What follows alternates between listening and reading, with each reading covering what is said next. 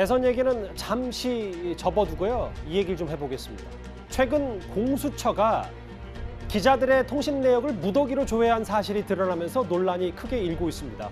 특히 공수처에 대한 비판적인 기사가 쏟아지던 8월과 10월에 이 통신 내역 조회가 집중이 되면서 이른바 언론 사찰 아니냐라는 말까지 나오고 있습니다.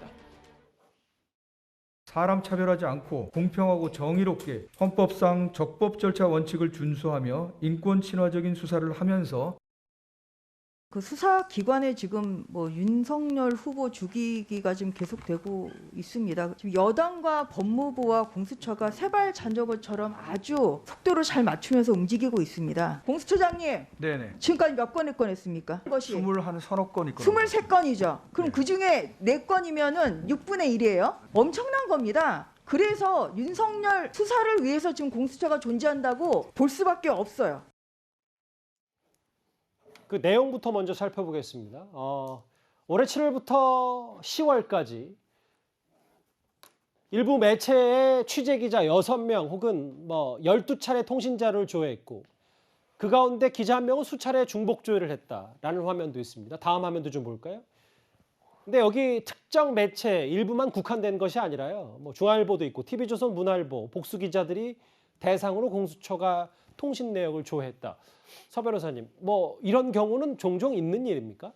제가 보기에 아주 드문 일로 저는 알고 있고요.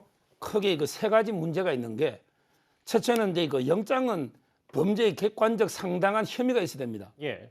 근데 TV조선 기자들은 이성윤 고검장 황제 그때 소환했죠. 예. 이 보도 때문에 이걸 색출하기 위해서 탐색적으로 모색적으로 영장을 조회하면 안 되는 거예요.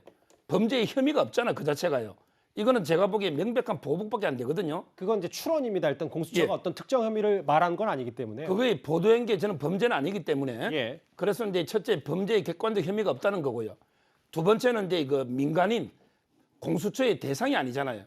공수처는 이제 고위공직자면 되기 때문에 대상이 아닌 사람은 더 신중하게 핀셋으로 해야 되는데 저렇게 망라적으로 하는 게 두 번째 문제가 저는 있고요. 마지막으로 제가 이제 보고 싶은 거는 이번에 공수처가 김웅 의원실 압수수색할 때 예. 법원의 영장과 다르게 해가지고 항고해가지고 이게 증거 능력이 부인됐거든요. 과연 저는 법원의 영장이 저렇게 망라적으로 났을까? 법원의 영장대로 공처가 했을까? 이런 의심이 가요.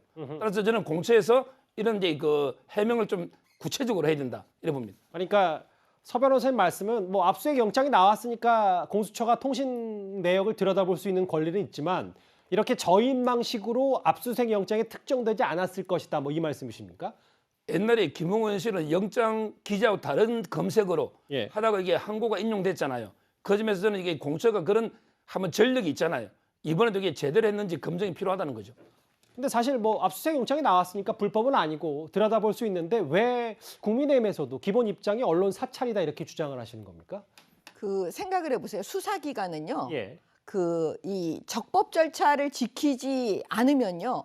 결국은 무슨 깡패나 어떻게 보면은 이거는 상상할 수 없는 일이 벌어지는 거예요. 왜냐하면 인권 침해 가능성이 가장 높잖아요. 예. 영장 없이 사람의 신체를 잡아다가 구속하고 이런 걸 생각을 해보세요. 그건 누구도 우리가 납득할 수가 없기 때문에 우리 약속입니다. 영장 가지고 하라는 게. 그러면 수사기관은요. 핵심이 뭐냐면 프로 중에 가장 프로여야 해요. 그러면 공수처는 예. 검사나 판사를 고위공직자를 수사하겠다고 만들어진 곳이잖아요.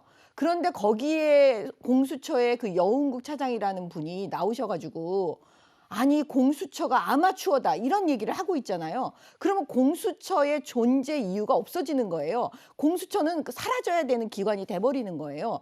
보세요. 저인망 수사를 하지 말라는 이유가 뭐냐면요. 별건 수사를 하지 말라는 이유하고 비슷한 겁니다. 먼지털이 수사 이런 그렇죠. 말씀이십니까? 왜 별건 수사는 협박이 될 수가 있는 거예요. 예. 우리가 범죄를 수사할 때 수사기관은 핀셋으로 그 의사들이 왜 수사 잘하는 그 의사들이요. 탁 왜 핀셋으로 그 해당 부위만 이렇게 찝어내는 거하고 똑같은 겁니다. 네. 수사는 딱 신속하게 탁 끄집어내는 거야 되는 거거든요. 근데 지금 이분들이 기자들 통신 자료를 막 저인망식으로 전부한다. 이거는 우리 헌법에서요. 왜 언론의 자유를 헌법에다가 기재해 놨을까요? 그다음에 통신 비밀의 자유를 갖다가 왜 거기다가 집어넣었을까요? 그게 너무나 중요하기 때문에 수사기관들이 어떻게 보면 지침인 거예요. 그거를 훼손시키지 말라는. 그래서 제가 볼 때는 이거는 언론 사찰이죠, 당연히. 그래서 공수처는 이 부분에 대해서 제가 볼 때는 나중에 법적인 심판을 받을 수도 있습니다. 서 변호사님, 뭐 일단 기자들은 그렇다 치고 뭐 언론 사찰 얘기도 하셨으니까 국민의힘에선. 근데 이제 민간인 중에 한 명인 조국 국서 저자 김경률 회계사도 이 통신 내역 조회 대상이 됐거든요. 이 부분은 어떻게 보면 되겠습니까? 저도 이게 그 검색을 다 해봐도 김경률 회계사가 이게 어떤 혐의로 과연 이게 그 조회를 당했는지, 통신 조회라는 거는 이게 개인의 사생활에 대한 엄청난 침해입니다. 아마 이제 김경률 회계사도 본인 이게 그 조회 당한 건 알지만 어떤 혐의인지 본인도 모르는 것 같아요. 따라서 저는 이런 식으로 이게 본인도 모르는 혐의에 대해서, 더군다나 이제 그 전혀 공수처 수사 대상이 아닌 민간인인데 이렇게 무작위로 저는 조회하는 게 맞는가, 이런 이제 그 의문이 들고, 최소한의 어떤 이게 무슨 혐의로 어떻게 조회했는지, 언제 기간, 이런 거는 이게 본인한테 저는 사후에라도 통보해 줘야 된다. 저희가 은행 계좌 조회할 때도 보통 이게 6개월이 지나거나 이러면 통보해 주거든요. 예. 저는 이게 그걸 알아야 된다 봅니다. 공수처의 설명과 해명도 좀 만나봐야 될 것 같은데요. 공수처는 수사 대상자의 많은 통화 상대 중에 그 수사 대상을 가리기 위한 적법 절차다. 그런데 이게 어떤 사건인지에 대해선, 어떤 사건 때문에 기자들 혹은 뭐 김경률 회계사의 통신 내역을 조회했는지에 대해서는 밝히지 않았습니다.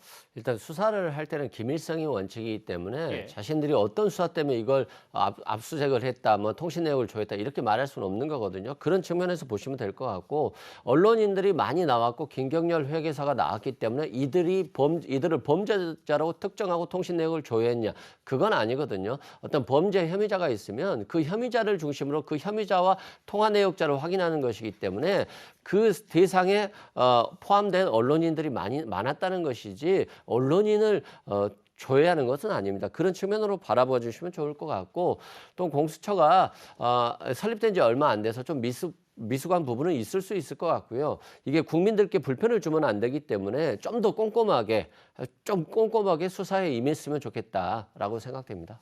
통신 내역 조회 관련해서 언론 사찰 아니냐, 공수처 다시 한번 논란의 중심에 섰습니다.